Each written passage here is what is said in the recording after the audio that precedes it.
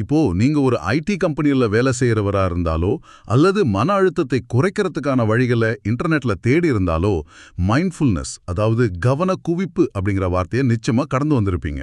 ஆமா, நிச்சயமா. இன்னைக்கு அது ரொம்ப பிரபலம். கார்ப்பரேட் மீட்டிங்கல்ல இன்று ரொம்பவே ஸ்டைலாக பயன்படுத்தப்படும் இந்த உத்தி சுமார் 2500 ஆண்டுகளுக்கு முன்னாடி ஆசியாவில் பிரிட்டிஷ் காலனி ஆதிக்கத்துக்கு பயந்து உருவாக்கப்பட்ட ஒரு ரகசிய ஆயுதம்னு சொன்னா உங்களால நம்ப முடியுதா? இன்னைக்கு நம்மளோட இந்த ஆழமான அலசல்ல நாம பேச போற விஷயம் இத பத்தி தான். உங்களை அன்போட வரவேற்கிறேன்.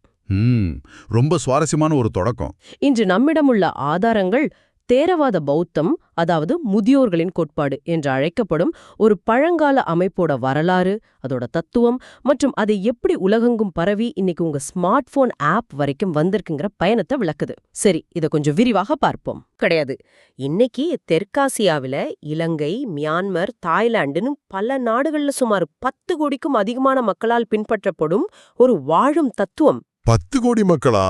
ஓஹோ! ஆமா, இது வெறும் மதம் என்பதை தாண்டி மனிதர்களுக்கான ஒரு ஆழமான உளவியல் மற்றும் கலாச்சார கட்டமைப்பா எப்படி செயல்படுதுன்னு தான் நம்ம கிட்ட இருக்கிற தரவுகள் ஆழமா காட்டுது. சரி, இந்த தியான முறைகள் எல்லாம் எப்படி எதற்காக தொடங்குச்சுன்னு புரிஞ்சுக்க நாம முதல்ல பழங்கால இந்தியாவுக்கு பயணிக்கணும். கிமு 6ஆம் நூற்றாண்டு காலகட்டம்னு நினைக்கிறேன். அப்போ என்ன மாதிரியான சூழ்நிலை நிலவுச்சு? மக்கள் ஏன் புதுசா ஒன்றை தேட ஆரம்பிச்சாங்க? இப்போ அது ஒரு மிகப்பெரிய சமூக மற்றும் அரசியல் மாற்றங்கள் நிகழ்ந்த காலகட்டம். வடகிழக்கு இந்தியாவுல அதுவரைக்கும் இருந்த பழங்குடி அமைப்புகள் எல்லாம் உடைந்து புதிய அரசுகள் உருவாகி கொண்டிருந்த நேரம். அந்த சமயத்துல பிராமண மரபுகளில் இருந்த கடுமையான சடங்குகள், விலங்கு பலிகள் மற்றும் சாதி அமைப்புகள் மீது சாமானிய மக்களுக்கு ஒருவித அதிருப்தி உருவாக தொடங்கியிருந்தது. இந்த சடங்குகளால் தங்களுக்கு எந்த உண்மையான விடுதலையும் கிடைக்கலேன்னு அவங்க உணர ஆரம்பிச்சாங்க. அந்த அதிருப்தியின் விளைவாகத்தான் சிரமண இயக்கம் என்ற ஒன்று உருவானது இல்லையா? மிகச்சரி. மக்கள் வீட்டை விட்டு வெளியேறி காடுகளுக்கு போய் தியானம் மூலமா ஆன்மீக விடுதலையை தேட ஆரம்பிச்சாங்க. இந்த இயக்கத்திலிருந்து வந்தவர்தான் சித்தார்த்த கௌதமர். இப்ப இத வாசிக்கும் போது எனக்கு என்ன தோணுச்சுன்னா, புத்தர் உருவாக்குன அந்த சங்கம் பழங்காலத்துல உருவாக்கப்பட்ட ஒரு open source spiritual start up மாதிரி இருக்கு. அட, ரொம்ப பொருத்தமான ஒப்பீடு இல்லையா? நீங்க எந்த பின்னணியிலிருந்து வந்தாலும் சரி, பிறப்பால என்ன சாதியா இருந்தாலும் சரி, உங்களுடைய தனிமனித முயற்சியால நீங்களும் விடுதலையை அடைய முடியுங்கிற அந்த சமத்துவ கொள்கை அந்த காலத்துல எவ்வளவு பெரிய புரட்சி! ஆமா, மிக பெரிய புரட்சி. அவர் முன்வைத்த அந்த சிந்தனைக்கு மத்திய வழி என்று பெயர். அதாவது உடலை ரொம்பவும் வருத்தி கொள்ளும் கடுமையான தவமும் வேண்டாம், அதே சமயம் அதீத உலக இன்பங்களில் மூழ்கி பிறப்பதும் வேண்டாங்கிற ஒரு நடுநிலை வழி. ஒரு பேலன்ஸ்ட் அப்ரோச். சரியா சொன்னீங்க.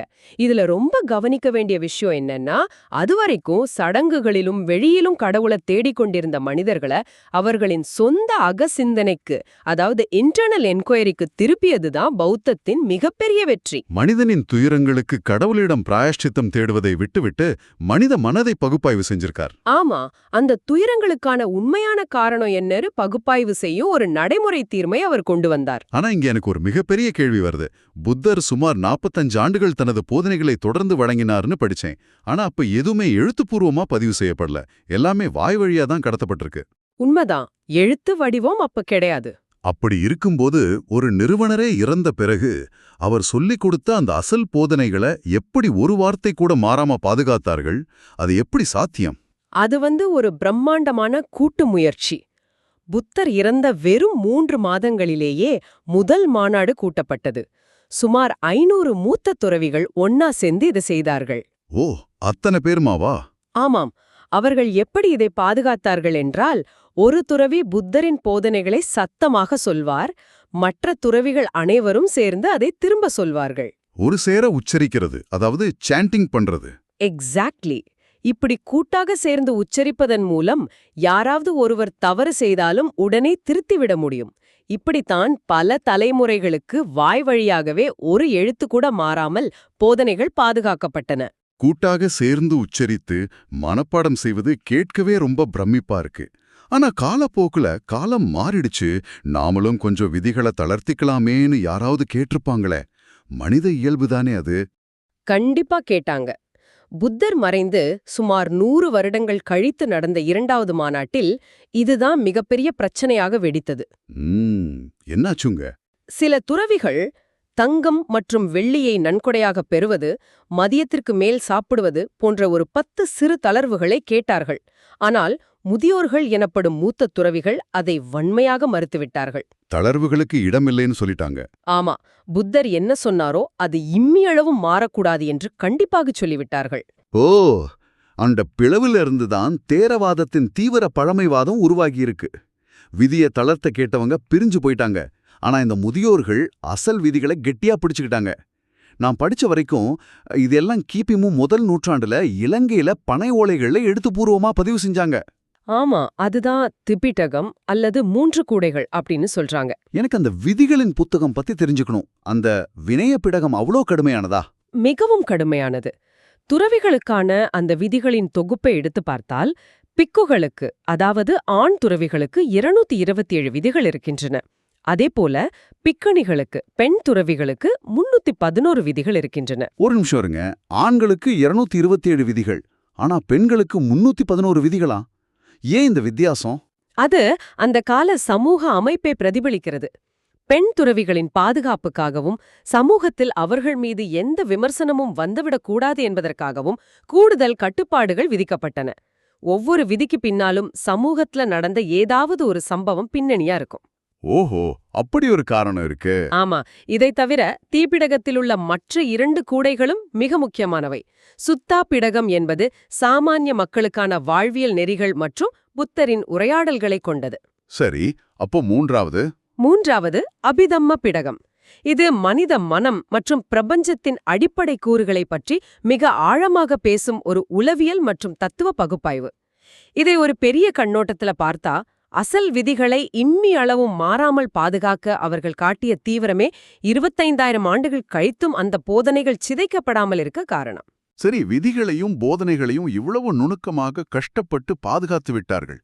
ஒரு விஷயத்தை இவ்வளவு தீவிரமா பாதுகாக்கறாங்கன்னா அதுக்குள்ள இருக்கிற மைய தத்துவம் எவ்வளவு ஆழமானதா இருக்கணும். என்னதான் சொல்ல வராங்க அவங்க? அந்த மைய தத்துவத்தை எந்த சிக்கலான வார்த்தைகளும் இல்லாமல் ரொம்ப எளிமையாக புரிந்து கொள்ளலாம். தேரவாதத்தின் பகுப்பாய்வு முறைக்கு விபஜவாதா அப்படின்னு பேரு. மனித வாழ்க்கை என்பது இயல்பாகவே திருப்தியின்மை அல்லது துன்பம் நிறைந்தது, அதாவது துக்கம். அந்த துன்பத்திற்கு என்ன காரணம்? மனிதனின் தீராத ஆசையும் பொருட்களின் மீதான பற்றுதலும் தான். அப்படியானால் தீர்வு என்ன? அந்த ஆசையை முற்றிலுமாக ஒழிப்பதுதான். இதை எப்படி செய்வது? அறநெறி, மன ஒருமைப்பாடு மற்றும் உலகத்தின் உண்மையான தன்மையை புரிந்து கொள்ளும் ஞானம் ஆகியவற்றை உள்ளடக்கிய ஒரு 8 வழிப்பாதையை பின்பற்றுவதன் மூலம் இதை அடையலாம். இதுதான் 4 ஆரிய உண்மைகள். இதுவரைக்கும் எனக்கு புரியுது. ஆனா இந்த ஞானம் அடைவது பற்றி படிக்கும்போது நான் ஒரு விஷயத்த கவனிச்சேன். சொல்லுங்க. எல்லாமே மாறிக்கொண்டே இருக்கும், எதுவுமே நிரந்தரம் இல்ல. அதாவது அனிச்சா என்பது பௌத்தத்தின் ஒரு முக்கிய பார்வை. அதோடு அனத்தா என்கிற ஒரு கருத்தையும் சொல்றாங்க. அதாவது நான் அல்லது ஆன்மா என்று நிரந்தரமான ஒன்று இல்லை என்பது. ரொம்ப சரியான பாயிண்ட். இங்கதான் எனக்கு குழப்பமே வருது. கொஞ்சம் யோசிச்சு பாருங்க. நிரந்தரமான ஆன்மா என்ற ஒன்றே இல்லை என்றால் பிறகு யாருக்குத்தான் முக்தி கிடைக்கிறது? இந்த கேள்வி உங்களுக்கு மட்டும் இல்ல, பல நூற்றாண்டுகளாக பலருக்கும் வந்த அதே சந்தேகம்தான் இது. இல்லையா பின்ன?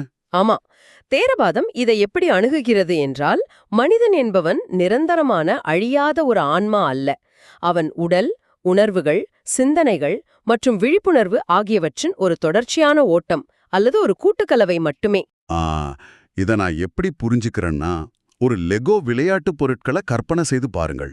பல லெகோ பிளாக்குகளை சேர்த்து நாம ஒரு வீடு கட்டுறோம். நல்ல உதாரணம். இப்போ பார்க்க அங்கு ஒரு வீடு இருக்கு. ஆனா அதை தனித்தனி பிளாக்குகளாக பிரித்து விட்டால் வீடு என்ற ஒன்று அங்கே இல்லை. வெறும் பிளாக்குகள் தான் இருக்கின்றன. மனிதனும் அப்படித்தான். நாம் நிரந்தரமான ஒரு கல் அல்ல, நாம் மாறிக்கொண்டே இருக்கும் லெகோ பிளாக்குகளின் தொகுப்பு. அப்படிதானே? மிக துல்லியமான விளக்கம். அந்த வீடு இருக்கிறது என்ற மாயையை உடைப்பதுதான் தேரவாதத்தின் இறுதி இலக்கு. அந்த நான் என்ற மாயை உடையும்போதுதான் துயரங்கள் முடிகின்றன. சூப்பர்.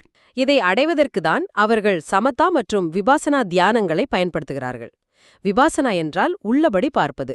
தியானத்தின் மூலம் மனதின் உள்ளுணர்வை தட்டி எழுப்பி நாம் முன்பு பேசிய அந்த நிலையற்ற தன்மையையும் நான் இல்லாத தன்மையையும் ஒரு துறவி நேரடியாக உணர்கிறார். அதோட உச்சக்கட்டம் தான் நுக்தியா? ஆமா, அதன் உச்சக்கட்டமாகத்தான் அவர் அரஹந்த் என்ற நிலையை அடைகிறார். அந்த நிலையில் எல்லா மாயைகளும் அழிந்து மறுபிறவி இல்லாத முழுமையான விடுதலையை அவர் பெற்றுவிடுகிறார். கேட்கவே ரொம்ப ஆழமான ஒரு விஞ்ஞானபூர்வமான அணுகுமுறையா இருக்கு. ஆனா இந்த சிக்கலான தத்துவம் பழங்கால இந்தியாவோட சுருங்கி விடலையே. இது ஆசியா முழுவதும் பரவி பல நாடுகளின் கலாச்சாரங்களையும் மாற்றியிருக்கு. ஆமா, இது ஒரு மிகப்பெரிய கலாச்சார பரிமாற்றம். முதலில் இலங்கை இதை ஏற்றுக்கொண்டது. காலனித்துவ அடக்குமுறைகளை தாண்டி 19ஆம் நூற்றாண்டில் மீட்டெடுத்து இன்னைக்கு 70% பேர் பௌத்தர்களாக இருக்காங்க. ஆனா தென்கிழக்கு ஆசியாவில், குறிப்பா தாய்லாந்தில் இதன் வளர்ச்சி ரொம்ப வித்தியாசமா இருக்குன்னு தோணுது. உண்மைதான். தாய்லாந்தில் இன்று சுமார் 93 முதல் 95% மக்கள் இதை பின்பற்றுகிறார்கள்.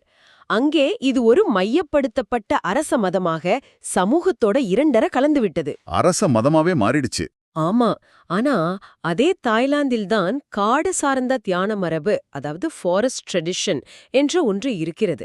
இவர்கள் ஊருக்குள் நடக்கும் சடங்குகளில் ஈடுபாடு காட்டாமல் அடர்ந்த காடுகளுக்குள் சென்று அசல் விதிகளை கடுமையாக பின்பற்றி ஆழமான தியானத்தில் மட்டுமே ஈடுபடுகிறார்கள். ரொம்ப ஸ்ட்ரிக்டான ஃபாலோவர்ஸ். எக்ஸாக்ட்லி. அதே போல லாவோஸ் நாட்டிலும் இதன் தாக்கம் சுவாரஸ்யமானது. அங்கு கம்யூனிசம் ஆட்சி வந்தபோது பல மதங்கள் ஒடுக்கப்பட்டன. ஆனால் பௌத்தம் மட்டும் உள்ளூர் ஆன்ம வழிபாட்டு முறைகளோடும், அதாவது ஆனிமசத்தோடும் தன்னை இணைத்துக் கொண்டு பிழைத்து நின்றது. அட, ஒவ்வொரு நாட்டுக்கும் ஒரு புது வடிவம். சரி, ஆசியாவில் இது பரவியது ஓகே. இங்கேதான் விஷயம் ரொம்ப சுவாரஸ்யமா மாறுது. நான் ஆரம்பத்துல கேட்ட அந்த மைண்ட்ஃபுல்னஸ் தியானம், அது எப்படி சிலிகான் வேலி கார்ப்பரேட் ஆபீஸ் வரைக்கும் வந்துச்சு? அங்கதான் வரலாற்றின் மிகப்பெரிய திருப்புமுனை இருக்கு. இது மியான்மரில், அதாவது பர்மாவில் நடந்த ஒரு விஷயம். என்ன நடந்ததுங்க? 19ஆம் நூற்றாண்டில் மியான்மரை ஆங்கிலேயர்கள் கைப்பற்றியபோது பர்மிய துறவிகளிடம் ஒரு மிகப்பெரிய பயம் உருவானது. அரசரின் ஆதரவு போய்விட்டது, இனி பௌத்தம் அழிந்து விடுமோ என்று பயந்தார்கள். ஓ, அரசியல் மாற்றம் பெரிய தாக்கத்தை ஏற்படுத்தி இருக்கு.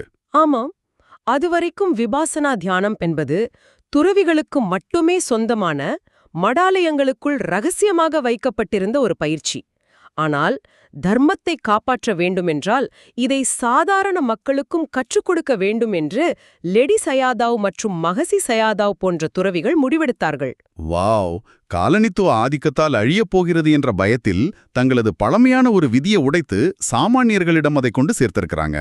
ஆமாம், அப்படி அவர்கள் சாமானியர்களிடம் கொண்டு சேர்த்த அந்த விபாசனா முறைதான் பின்னாளில் பல மதகுருமார்கள் மூலமாக உலகம் முழுவதும் பரவியது. இதுல ரொம்ப ஆச்சரியமான விஷயம் என்னன்னா, 1970களில் ஜோசப் கோல்ஸ்டீன், ஜாக் கான்ஃபீல்ட் போன்ற அமெரிக்கர்கள் தென்கிழக்கு ஆசியாவுக்கு வந்து தியானம் கற்றுக்கொண்டு திரும்பி போனாங்க. அவங்க தான் இதை மேற்கத்திய நாடுகளுக்கு கொண்டு போனாங்க. ஆமா, அவர்கள் அங்கே சென்று இதிலுள்ள மத அடையாளங்கள், சடங்குகளை எல்லாம் நீக்கிவிட்டு வெறும் உளவியல் ரீதியான கவனக்குவிப்பு தியானமாக அறிமுகப்படுத்தினார்கள். இன்று மருத்துவமனைகளிலும் கார்ப்பரேட்டுகளிலும் சொல்லித்தரப்படும் அந்த செக்யுலர் மைண்ட்ஃபுல்னஸ் உண்மையில் பாலி மொழியின் சத்திப்பட்டான சுத்தாவிலிருந்து வந்ததுதான். இதத்தான் மேற்கத்திய நாடுகளின் தகவமைப்பு என்று சொல்லலாம். அவர்கள் அதன் உளவியல் பயன்களை மட்டும் எடுத்துக்கொண்டு மத பின்னணியை கழற்றி விட்டார்கள். மேற்கத்திய நாடுகள்ல இது இப்படி நவீனமாகியிருக்கு.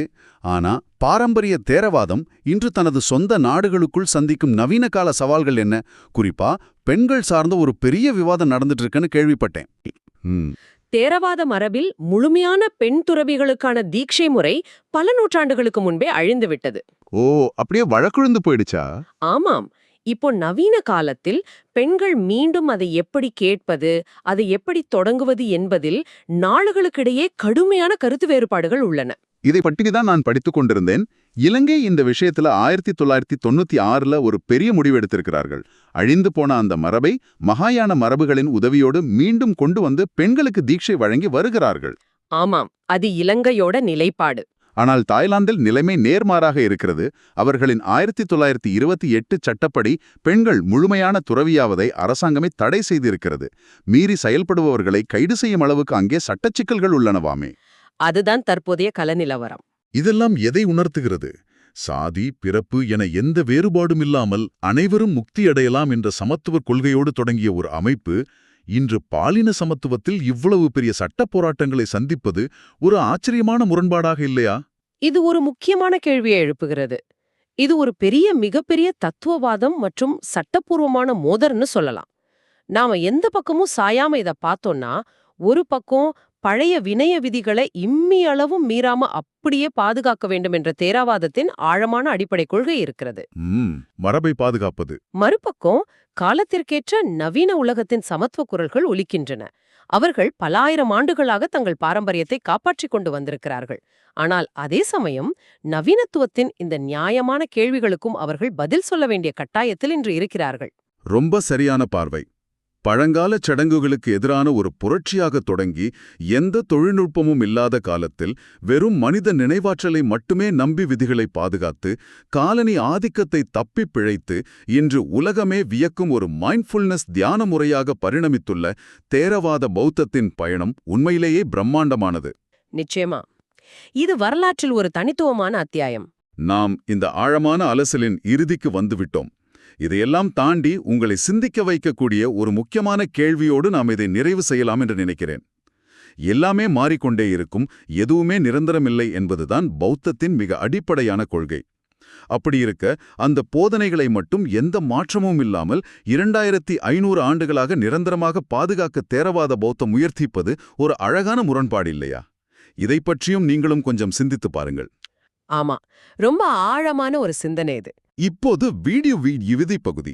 இவ்வளவு நேரம் கேட்டதுக்கு ரொம்ப நன்றி. இந்த Tamil voice reads channel monetisation இல்லாம தான் நடக்குது.